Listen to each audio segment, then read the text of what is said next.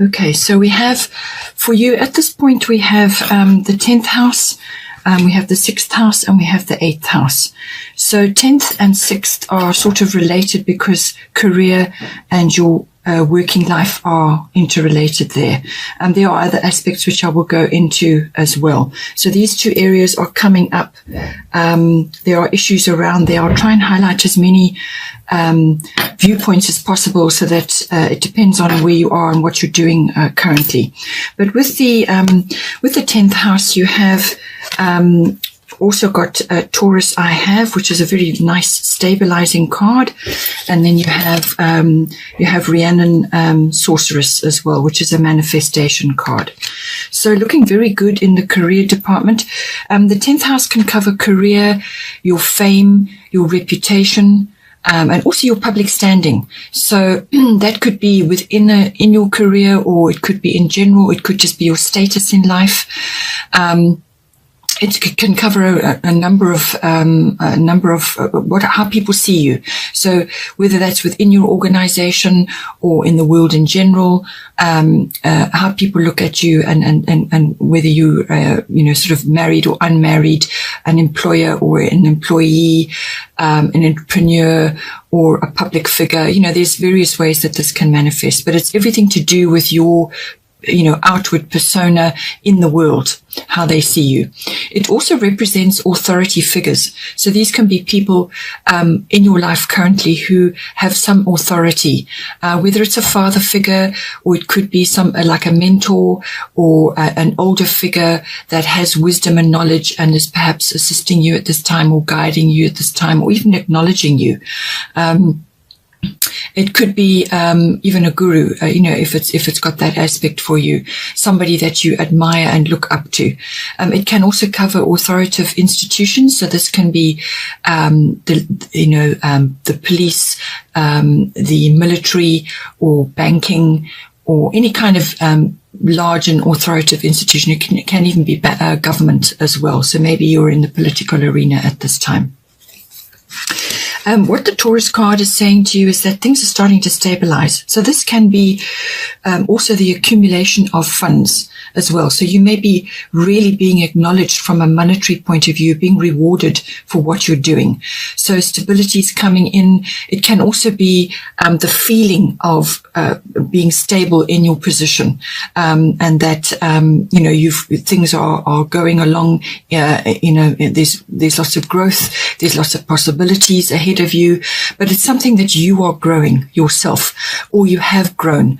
This may have been, you may have been working on certain things from earlier on in the year, and now it's starting to manifest because, and the 10th house, you have 4 and 3 equals 7. So July. So something that you have been working on really quite hard is now starting to bear fruit. But this is the card of growth. It's your garden of possibilities. So really your opportunities are many. It can be physical land as well.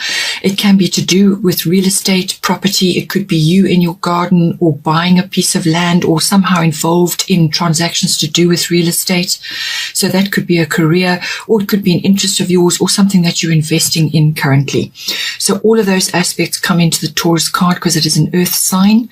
So all earthy related activities. It's a very sensuous card as well, but it's really about home comforts and the accumulation of funds. So, money matters will feature.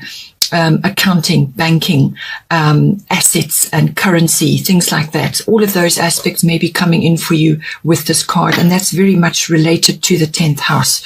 So falling in nicely, but it's coming across to me as you're stabilizing, you're starting to accumulate, whether it's reputation or wealth or success. It's all coming to you, and you're going to be enjoying this this feeling of stability and security in your life at this time.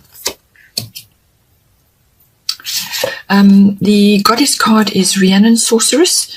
So you are a magical person who can manifest your clear intentions into reality.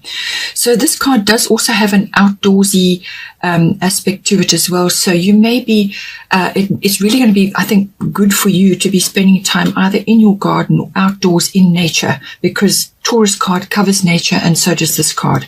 So being outdoors in nature in whatever activity is good for you is going to help you to solidify and to be clear about what you are intending with your success or your notoriety or whatever it is that's coming to you in the 10th house. It could be ideas, but this is about manifestation, but it's also your magical abilities. We all have them. Most of them are dormant. We don't really use them very much because we're not learning about that. But it could just be your magic with figures, or it could be magic with manifesting things for yourself in the 10th house. You may not even be aware that you're doing it, but your intentions, that's what this card is saying. Your intentions are important. What are you going to do with the success or the money or the wealth or the notoriety or the fame or whatever is coming to you? What are you going to do with that? It could even be, as I said, you have a mentor who's guiding you at this time. Make good use of this knowledge that is being passed to you and make it work for you. So this is what the card is all about. It's your using your manifestation skills, but spend time outdoors in nature, in your garden, whatever is going to work for you, because that's going to help you to feel grounded. And when you are grounded, then you can make some really solid decisions, which is what the Taurus card is all about. And you need to be doing that in your 10th house as well. So with that sort of notoriety or success or wealth or, just building a solid foundation, with that coming in for you, the 6th house is going to be affected. The 6th house is your house of your work routines, your workplace, your work colleagues, your work projects, whatever it is that you're doing.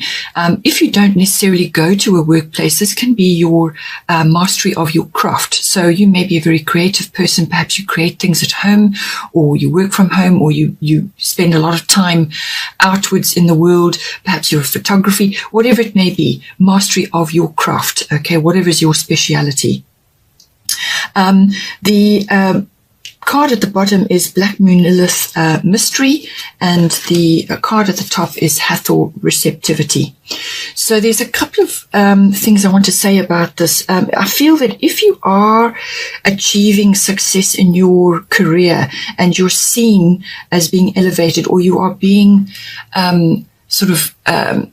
noted for your work, your contribution, whatever it is you're doing in your 10th house, it's going to spill over into your workplace possibly as well, or people around you. And with the Black Moon Lilith card, it's saying that it's possible that there are people around you who are a little bit jealous or envious or uncomfortable with your success. They are looking at you and feeling as if they have been overlooked, or they have been somehow passed over or not acknowledged in some way. And you could be on the receiving end of those undercurrents, those feelings going on. So, this card is also the darker feminine, which is heightened intuition. Heightened intuition also comes up in this card, and it's coming up again later on as well. So it seems to me that your intuition has been activated. Now, you are an intuitive sign. You are a Sagittarius anyway. So that is part of your nature, but something is being activated for you at this time. So there could be that. It's possible also that you are feeling like that about something. You are feeling a little bit, you're grappling with those darker emotions about someone or something, and perhaps you feel that you need to be doing more, or that you should have been receiving more. So it's possible, but I feel that it's the other way around. I feel that you are in the limelight in some way, and that you are being noticed, and you are being, you are starting to make progress, and you're successful, and there's opportunities to, to really move forward in your life. And there may be people around you who are uncomfortable with that. That's their story that they are projecting onto you. So don't allow that to deter you. It could also be that in your 6th house, you may have tasks which are being given to you. Now, this is the other side of the 10th house. You may have an authority figure who is really putting you through your paces at the moment. And you may just feel that you're a little bit overwhelmed or there's too much on your plate. And you may just have to stand your ground about some issue. It could be that as well, which is work related. Or it could be just that you've got a lot of things going on. So there are undercurrents. Undercurrents going on in the workplace. It could also be that, there's some issue which you need to deal with in your work house, your house of work, your daily routines and so on. There's something that you need to deal with, but you haven't got all the facts yet. So there's some element of mystery there going on. It could be, that you perhaps need to move forward or make a decision, but you're just uncertain about how to do that because you haven't got all the facts. There are undercurrents. There's things that are not clear right now. So it could be that as well. The 6th house also covers health and diet, well-being, and it's also the house of pets. So when we go through the health aspect of it, the well-being side of it, there could be perhaps an unplanned birth or something like that, or it could be to do with your sensual nature, your sexuality, and feeling aroused and passionate, really, really passionate about someone possibly or something. So that could be coming up because it covers your health, diet, your well-being, and so maybe you are focusing on that at this time, and that may come in for you as well. But I feel that there might be a very strong work emphasis here. It is possible that you have birth or issues to do with birthing coming up, because Hathor covers children, the birthing of children, conception and so on, adoption and custody and so on. And so does this card. So it keeps coming up, and the 8th house also covers birth. So it could also be that you're birthing something at this time, and you are a new daily routine, a health routine, a diet. Perhaps you're tackling something, or it could be something to do with work. Perhaps you're changing things the way you're doing, but you're kind of bringing something into being, and you may just have to deal with various types of issues going on in your environment. Hathor is the card of receptivity. Allow yourself to receive. This will increase your intuition, energy, and ability to give to others. So as I said, she does also cover birthing, child conception, custody, adoption, all of those sorts of things may come in. But she's also about, first of all, receptivity. So because of perhaps you are receiving notoriety in your 10th house, you're receiving rewards for what you're doing, or you are starting to make progress and you're starting to accumulate funds and so on. It could be that you have a bit of a block when it comes to receptivity. So this is a feminine quality, whether you're a masculine or a feminine, doesn't matter. But it's receptivity is a feminine quality where you open yourself up to receiving. So let go of guilt or any kind of attachment to receiving. So it's great to give to others, or to whatever is going on in your situation, but it's also important to receive. That you have to be balanced, because if they're not balanced, then you cannot actually harness abundance for yourself. You can't do it because you're out of balance. So you've got to be able to give, but you must also be able to receive. So if you've got a block about that, where you feel, when somebody is saying to you, gee, you're doing really well, I commend you on this and I really like the work you're doing, or, your fame is starting to rise, or your reputation is on the rise, and people around you are noticing that, then be receptive, handle it with grace and gratitude, but be receptive to it. Don't block that energy, because if you block that energy, then you block your abundance, and whatever abundance is coming to you, you won't be able to manifest it properly. So receiving is just as important as giving. So make sure that you are aware of that. This card can also be, when it comes to receptivity, it's also about intuition. As I said to you, there may be things going on, undercurrents going on in your working life, which you're picking up. So your intuition has been activated, and this card is saying that. So, if you're getting intuitive nudges about things, about people, or about situations in your working life, then take note, because she's saying to you that there's something there that you need to be looking at. And with Black Moon Lilith, there can be lots of things moving under the surface. And as I said, you could have these darker emotions swirling around you at the moment. Find a healthy and creative outlet for that. That could be spending time outdoors, whatever it is that's going to help you. So all of those aspects are covered by Hathor. Then the last house of interest is the 8th house. This is the house of endings and beginnings. Again, straight off the bat, this house is also about the rise of psychic awareness and therefore your intuition. So psychic awareness, something is activating that currently for you at the moment. So be aware, because it's sending you messages, subtly repetitive, positive messages. Take note, because they're going to be important for you. 8th house covers everything to do with sexuality in its deeper meaning, death, not necessarily a physical death, but it can be like an ego death, or the death of an old mindset or a set of circumstances in your life which are no longer serving you, and the birth of something new. So endings and beginnings, endings of old, beginnings of something new. And so it's that cycle of transformation that goes on, and it can also be the rebirth of something. So something that you're going to be going back to, and this card can also be about that. Ostara's fertility card. It can also be a resurrection card. So it could be something from the past which is coming back as well. So rebirth of something. It could be a business idea. It could be a person. It could be something to do with something from the past which is coming back. It can, because of this is the 8th house, it can also be about the possessions or money to do with somebody who has passed over. So things like inheritances, legacies, and items from them. And it could also be their money, their resources, and so on.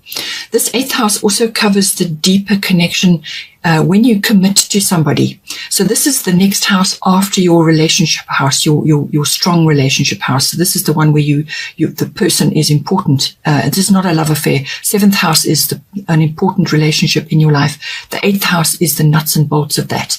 So it's the coming together of your resources, and emotional and material, and also sexuality and the deeper meaning. So if you don't have a partner at this time, then it can also be covering sexuality, and you may be feeling, maybe around people who are activating that for you at this time.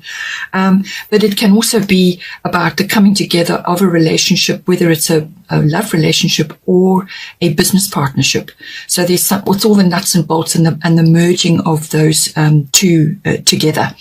As I said, it's also about finance. It can be about assets, banking, accounting, and tax comes in very strongly with the 8th house. So make sure that your taxes are in order. It's also about legacies and inheritances, as I said, and things from the past to do with other people, managing other people's resources if finance is your forte at this time. So again, we have another earthy card. So we had it with Taurus earlier, and it's come back again now in the earth element, but this covers all of the earth signs. So I feel that with the 8th house, there's definitely some sort of resources which are becoming available to you. And it seems to be like, financial possibly, or it could be, as I said, legacies or inheritances from somebody else in your, family. But it's the earth element is again stability coming in. So the accumulation of things and materialism features very strongly with this. Money matters feature very strongly with this card. But it is also about being practical and pragmatic and practical with, methodical about what you're doing and laying foundations. That's what this card is about.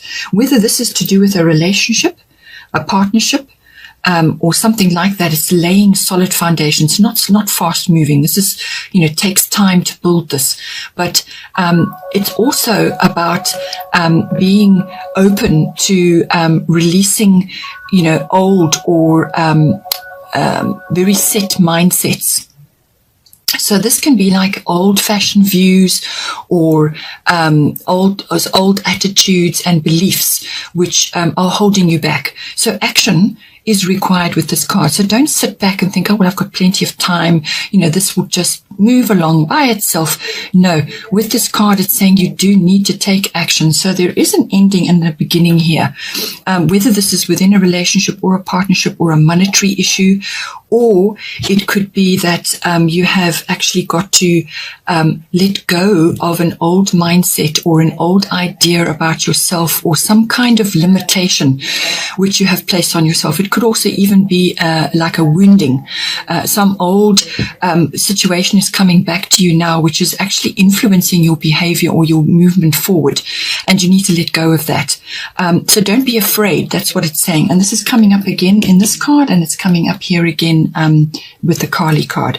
So this is like some circumstance that has shaped your programming from a previous time in your life, and it's determining your behavior.